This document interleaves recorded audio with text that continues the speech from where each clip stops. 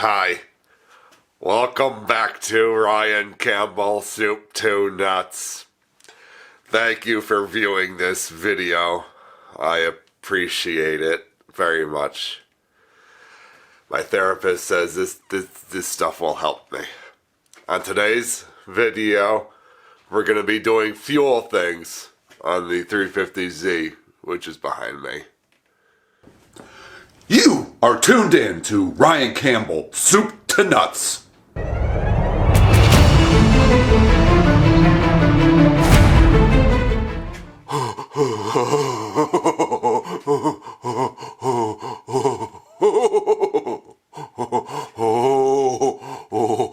Oh boy, oh boy, oh.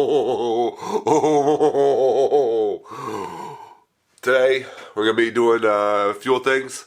I put the engine putting in on hold. I was all basically set up to throw the engine in, and then I realized that it's a little bit more involved than I don't know why I didn't think of this earlier, but a little bit more involved of putting all the fuel apparatus, apparatus. I'm just making up some crap, making up some words.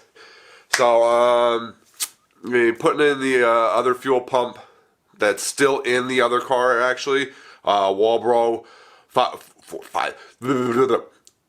400 fuel pump. So I got to pull that out of the other car. I already have the lines done. They're not ran properly and it's situated properly, but I have them all basically set up. I have them wrapped in heat sleeve, and they're all basically ready to kind of just get placed where they need to get placed. So first you're going to see, I'm going to go into this car and take this fuel pump out. I'm going to time lapse that. Then we're going to go to the other car, pull that fuel pump out, time lapse that.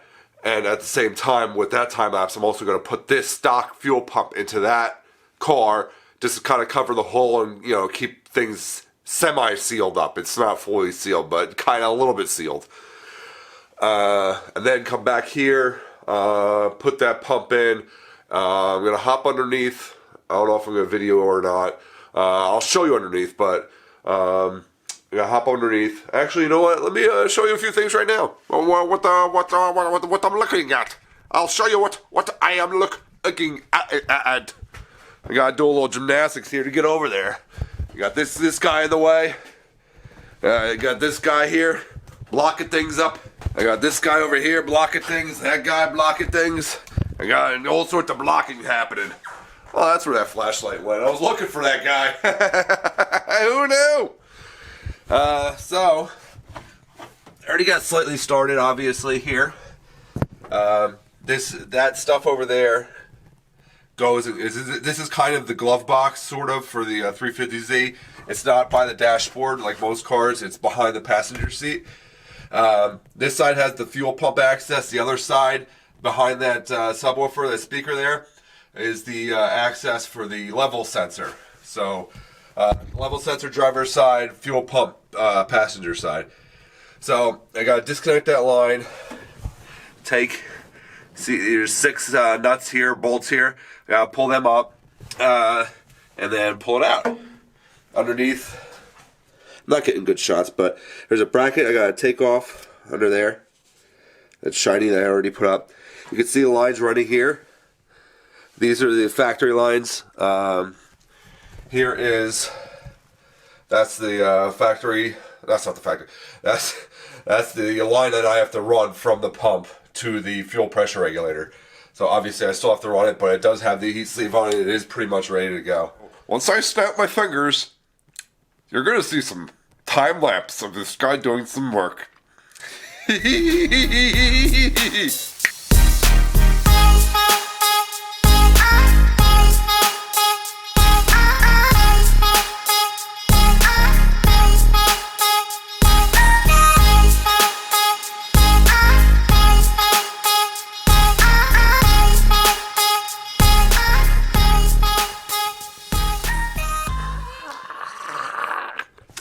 So you saw the time lapse. I got the pump out, the stock pump out.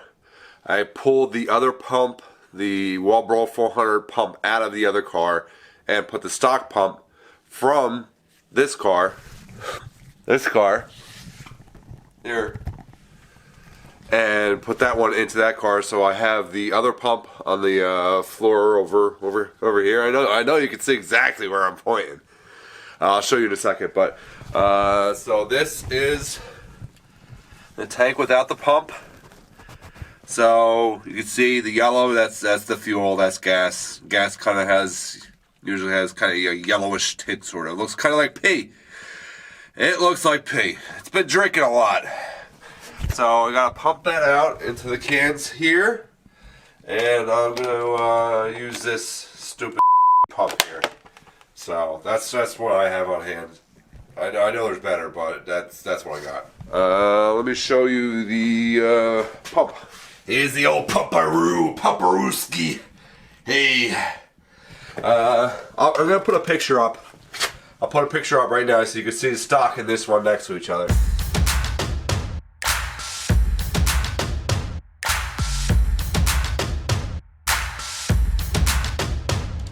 But basically the main difference, this is kind of how it looks when you're sitting, taking it apart, taking it out. So this is where the stock fuel line comes into, and this is aftermarket. So I got the car already like this, already had this into it. That's braided steel line here. That the stock pump doesn't have that, as you'll find from pictures. And this is obviously like the whole housing that just holds the pump. Where my thumb is where the actual pump is. So, but there's a whole apparatus here. There's a whole apparatus. So this is where the fuel line, the braided fuel line that I have, heat sleeve that I still have to run. This is where it screws on. So that's going to be the feed line. This ends up being the return line. That's what we're dealing with. So I'm going to go ahead and pump that fuel out off camera. Basically, you just follow directions. You just put one hose into the tank, and then the in hose into the tank, and then on the pump, the out hose, you just put it into the gas can, and you just start going. It's pretty self-explanatory. So I'll do that off camera. If I have any problems, I'll come back on.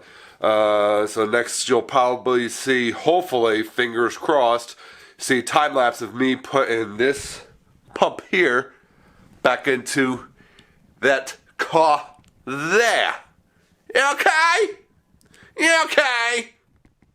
Mother whore, baby Jesus! I've just been through hell. Hell, I've walked through hell. I visited. I'm sending a postcard to you guys, so you'll be getting it shortly. So, first thing,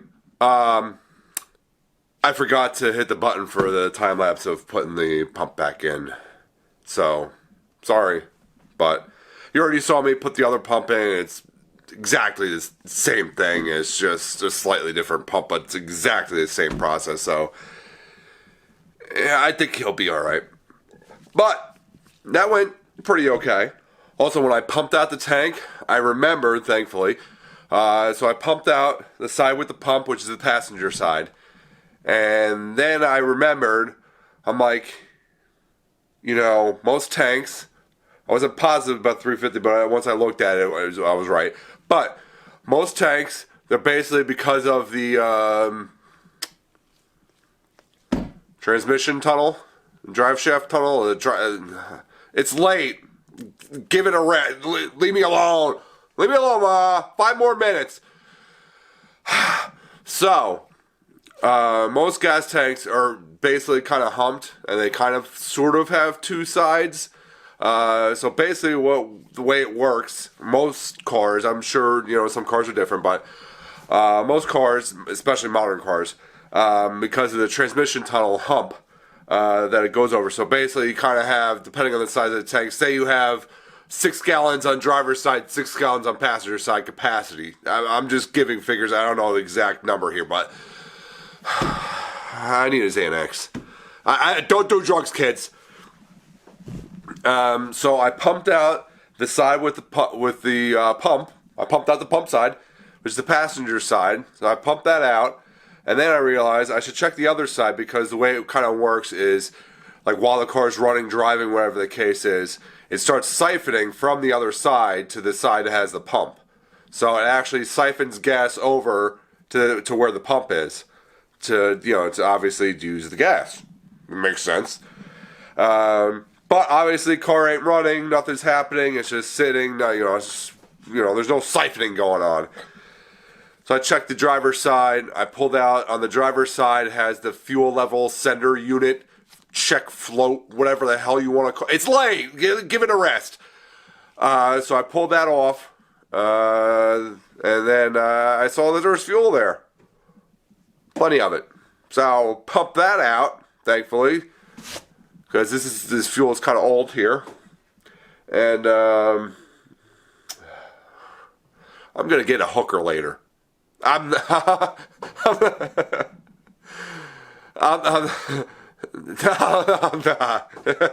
I'm not getting a hooker. I don't do that. That's not me. I'm not that guy. I know some other guys that might actually contemplate that, but not me. But I'm not judging you if that's your thing. That's your thing. I don't care. No skin off my dick. I just made that up, by the way. I was thinking no skin off my back, but I'm thinking like hooker. Obviously, it's a sexual thing. So I'm like, let me throw make it sexual somehow. So like skin off my dick. It's it worked. I think it worked. I hope it worked. Obviously, you're the judge if it worked or not, because you're the audience. So if you laugh at the joke worked. If you don't laugh at the joke didn't work. It's like when people ask me, they'd be like, "Oh, I was just kidding. I was just laughing," or "I was just kidding. I was just kidding." I'm like, you know what? If you're not funny, I don't know. I'm just rambling. It's late. I'm sorry. So back to the car.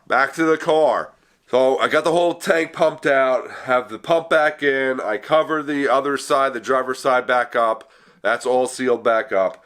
But now, or not now. The next thing I did, I had to feed the line. The pump line. It's late. I had to feed the line, and just in case you didn't know that it's late. So I had to feed the line, and basically, kind of the way the stock factory lines go. I mean, they're hard lines. At least under the car, they're hard. Up to the tank, they're hard. It does get soft on each end. That's what she said. So it's late. So the hard lines, they kind of bend because it's a really, really tight fit. You kind of have to curl around the tank and then come up. It's almost like an S sort of, and it's really tight tolerances. So to feed a hose up there, that's just, floppy. Again, that's what she said. Again, it's late.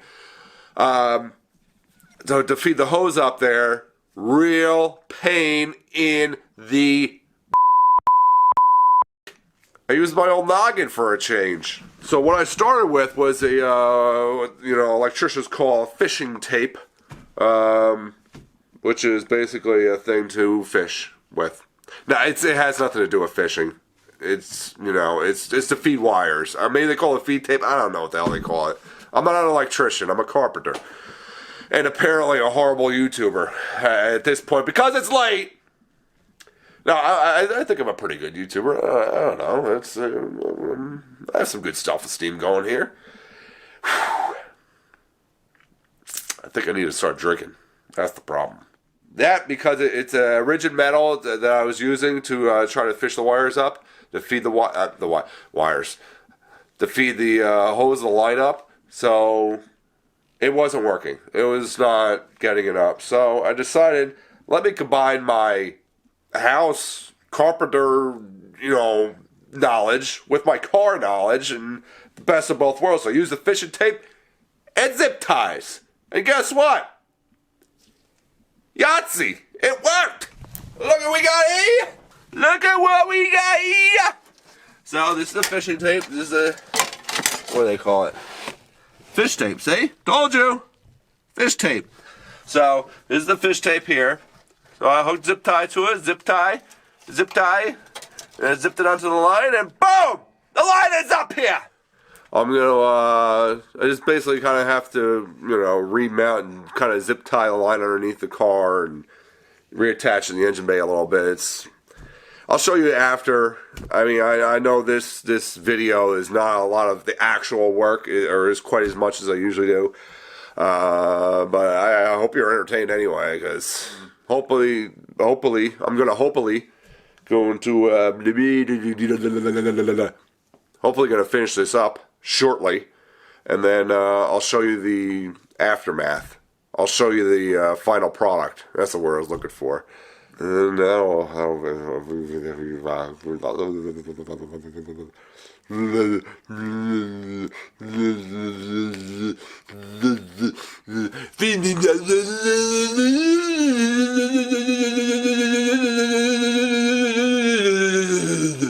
next up, you'll see me come back, and I'll give you a tour. I'll give you a tour of my fuel line situation underneath the car.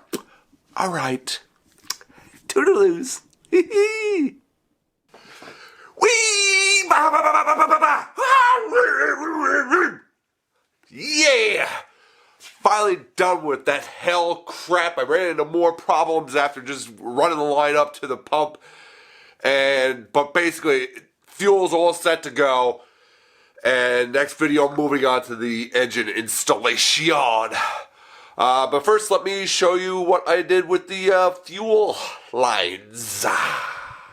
Alright, so this was the tight spot where I'm pointing up to. You can see the black hose with the white lettering there, even though it's not focusing properly. But that's the tight spot I had to run up. You kind of see it. It's just a tight area I had to run up the line. That's the fuel line I ran. So brought it down around, have it zip tied here. And these guys, see these plastic guys, there's about 5 of them. They decided they don't want to work for me anymore. And there's no screws or anything, there's no place to really screw it off or to do an alternate mounting method, so I kind of came up with a little trick, I guess you could call it. Might be able to see better here. So, as you can see, the factory line, these are brake lines, these two are fuel lines. One of them's not being used anymore. So there's studs. There's a stud right in front of my finger here. There's a stud that comes out of the body. It's not threaded, but it's like ridged. It has like ridges on it, but it's not actual like threads where you could like thread a knot on or anything. Basically inside this clip, there's supposed to be plastic kind of like ribs or fingers that catch onto those ridges, so that way they kind of click in sort of. So it's kind of like a push on and pull off type of thing. It's not a threaded situation. But the plastic inside these clips here, where my thumb is, that had like the little fingers of the ridges are all like worn out and broke off, and they weren't holding anymore. So what I did is I took a piece of vinyl tubing that fit really, really tight onto that stud that's coming down. So it's like I have to use tools to get this thing off basically, and I have to do work to get it off if I need to. But so I pushed that up on there. I pushed it through. It's up through the plastic here. So it's around the stud tight, up through the plastic, but it still wasn't holding tight. So what I did is I drilled holes through the vinyl tubing, and I put zip tie through it. So basically, it's kind of like a pin, sort of. But you don't have to I don't have to worry about rusting or corrosion or anything like that because everything's plastic. So I did that on them, and I'm pretty confident they're gonna hold time. I'm gonna keep my eye on it. I'm gonna inspect it a lot. Just make sure it's okay. But honestly, I think it might be better than factory. To be truthful with you, it might not look as pretty, but underneath I'm not quite as worried. I just want things to work and not fall apart underneath. But I know it's not super pretty. Maybe later on I'll come up with something better. Or maybe I'll replace these if I can find, if they're not too expensive. I ain't go to the dealer, call a dealer or anything yet. But if they're cheap, maybe I'll just replace them. I don't know. But for now, I think this is a pretty good solution. So I'll show you up in the engine bay, them coming up, but this is pretty much what I'm dealing with underneath here. And I zip tied it in a few spots, the line I ran to the factory line, just to kind of hold it steady, because this you can see isn't really clipped in here. It's just it's being supported vertically, but it's not really being held snug. So I did this little zip tie routine, and I'll show you a little trick here. So I zip tied it, but I didn't want it tight up on there. I didn't want it like squished together. So what I did is I put a zip tie around the other zip tie holding it, so it kind of creates a gap. So that's a little trick you do if you want to run, things. If you want to create gaps and things with zip ties. So it's kind of a little nifty trick. Let me show you the engine bay. All right. So obviously there's a lines coming up from underneath the car. There's a line I ran, and it's a braided line. It has like a vinyl coating on it, and then I put the heat sleeve on it, which I already told you about. And these are the 2 factory lines. So it has the clamp. There's kind of a similar type of clamp underneath it's screwed up, and it does have a screw. So I have that underneath up tight. So then I have this. This is the line I'm not using anymore. So I just put some heat shrink tubing and a vacuum cap on top of it, just to make sure to keep it sealed, just to keep crap out. I figure it's better to seal it off. I guess I also could have took the whole entire line off and out of the car, but it's probably a ton more work, and I don't know, if it's not causing a problem, leave it alone. So there's a line coming up into the Aeromotive fuel pressure regulator coming up, and then it goes here and here to the 2 fuel rails, the 2 sides, the 2 banks. This, you can see, is the passenger fuel rail, and this goes to the driver fuel rail, so it kind of crisscrosses somewhat like that, kind of, sort of. Obviously, I have to wait to get it perfectly positioned until I have the engine here to see exactly the spot it goes, but and this is the return coming from the fuel rails. There's like a Y that this connects onto. I'll show you right here. This Y right here, my finger is. You here we go, you get a better view. So that screws onto that there. So that's the return line. And I have that heat sleeved out as well, just to protect things and make sure things stay A-OK.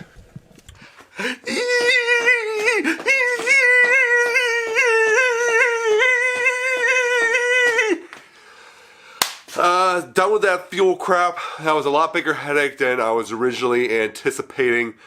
But we're here now. And I probably could have done it after the engine was in, but I didn't want to take the chance. But it worked out. I got the goddamn shit done anyway. So next video coming up very shortly for your viewing pleasure. The engine here, which I already just showed you. I'm putting the subframe underneath it, pull the mounts up, and hopefully if it goes okay, throw it into the good old 350Z twin turbo turb skis! Yay, yay! So we should be putting the engine into the Nissan 350Z turbo. The turbo engine has 2 of them. It's gonna be a fun time, baby. That's the next video coming up for you. I'm also going to fit in, coming up shortly, in the Murano, my daily car. I am going to replace the clock spring behind the steering wheel because it is going bad, or bad-ish. It's still, some things work, some things don't. So I'm going to do that once I get a nice day, or a mild day when it's not cold. So I'll do that. I'll fit that in with the 350Z stuff coming up.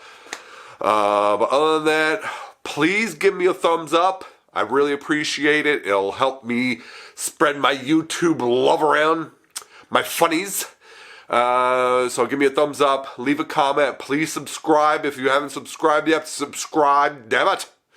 Or I'll haunt you when I die. And you don't want that, because, do you want this crazy crap 24/7? Believe me, you don't. I deal with 24/7. Believe me, you don't want that curse hanging over your head. And check me out on all the socials. They're all down in the description and whatnot. And with that being said,